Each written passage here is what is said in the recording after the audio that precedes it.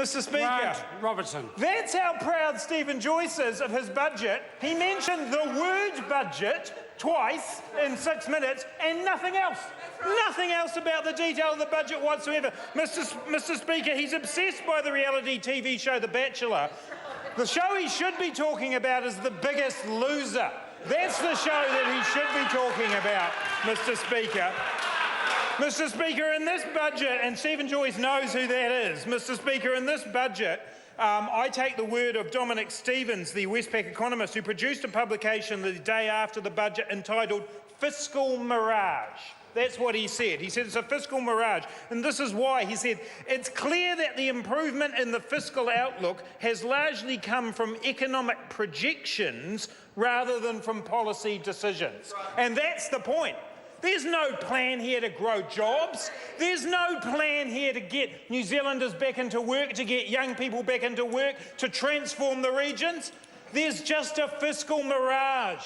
And Bill English, like some kind of Moses on Mogadon, stumbling about the desert for 40 years, trying to find an economic plan, and it's not there. And that's why Stephen Joyce had nothing to talk about when he stood up today, because there's nothing in it. There's nothing in this budget.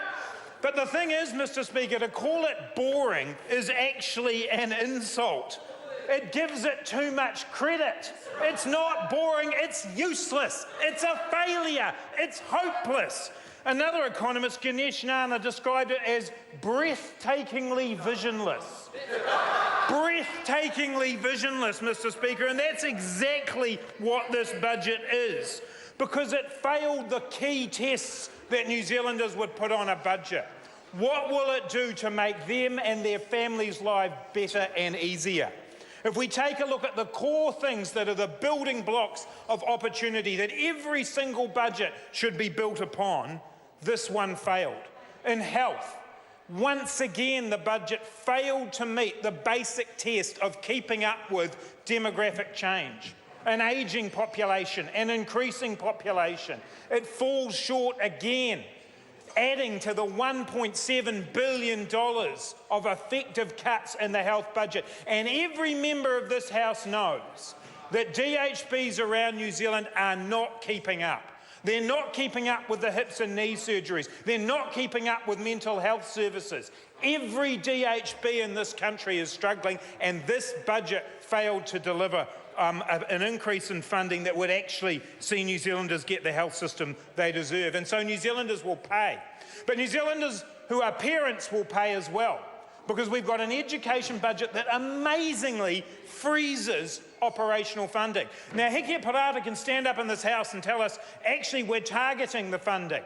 Well, no, they're not, Mr. Speaker, because it turns out the targeted funding actually just goes to the schools. So it's not social investment, it's social disinvestment, divestment from the, thank you, Carmel Cipollone, divestment. It's not actually saying there's 150,000 people in need and we're going to get something to them. It's actually reducing the amount of money that schools need and then claiming that it's targeted. It's disingenuous, Mr. Speaker, and the Minister of Education should actually stand up in this House and say the truth to New Zealand parents. They're going to pay more.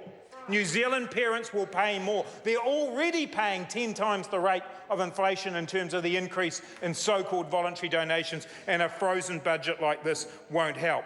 But then we come to housing, Mr. Speaker.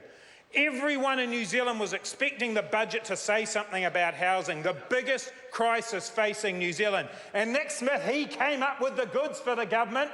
He came up with the goods, another 25 hectares, to go with the 12 hectares that he got last budget, 37 hectares out of a promise of 500 hectares.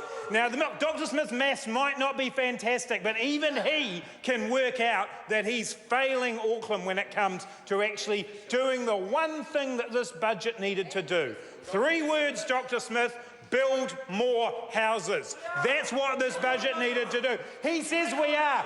We've been through this. A consent is not a house, Dr. Smith. It's just not. You can't live in a consent.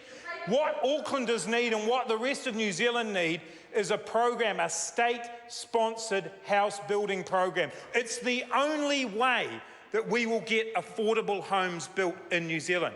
Bill English, in his pre-budget speech, said it.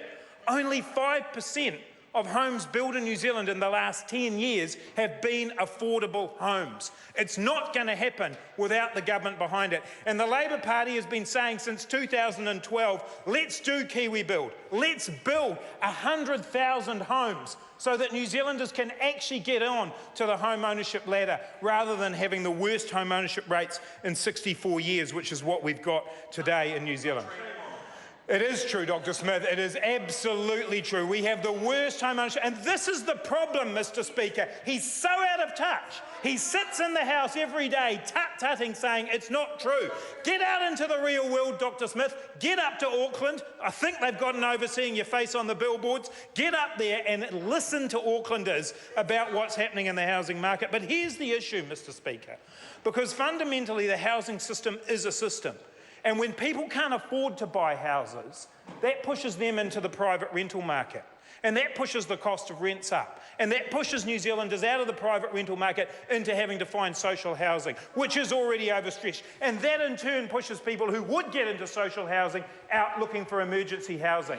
And right now, today in Auckland, there are people living in cars and garages and crying out for help for emergency housing. Last weekend in Auckland, there were no emergency housing beds available. None whatsoever. And the wonderful whānau at the Tupuia Marae stepped up. And I want to say on record, congratulations to that whānau for stepping up and saying we'll look after that. But what kind of indictment is that on New Zealand today, that we rely on Te Puia Marae to be the social service provider? That's the core moral responsibility of a government, is to ensure its citizens are housed if they cannot house themselves. And this government has lost its moral compass. It has lost its ability to responsibly govern when it comes to housing, when there are people queuing up, people coming all the way from Whakatane because they're so desperate for somewhere to find a house, but more than that, to find someone who actually cares. That's what they went looking for at Te Puia Marae, was someone who cared, because they didn't find it in the national government. They couldn't find anybody over there who cared enough to step up in this budget and provide the emergency housing that is needed. Because this government has lost its way. It's out of touch. It doesn't understand the plight of New Zealanders. And it's not just Auckland, Mr. Speaker. Story after story in the last couple of weeks about homelessness. Homelessness in my old hometown of Dunedin. I don't remember that when I grew up there. I don't remember people living on the streets then. Dr. Smith saying that ever since he's been in Parliament, people have been coming to him. Well, I've got news for you, Dr. Smith. It's worse, and it's getting worse and worse and worse under his watch. This government has completely failed New Zealanders with this budget. And in this budget, we also see that in the next 2 years, real wages will fall. Real wages will fall. They'll go down. And all the promises in the world from the government cannot get around that. Wages are not keeping up. Unemployment goes up. Ann Tolley sits over there. 1 in 10 people in Gisborne out of work. They don't care. They're not doing anything about it. The budget fails them. Well, I've got good news for people, Mr. Speaker. A change of government is coming.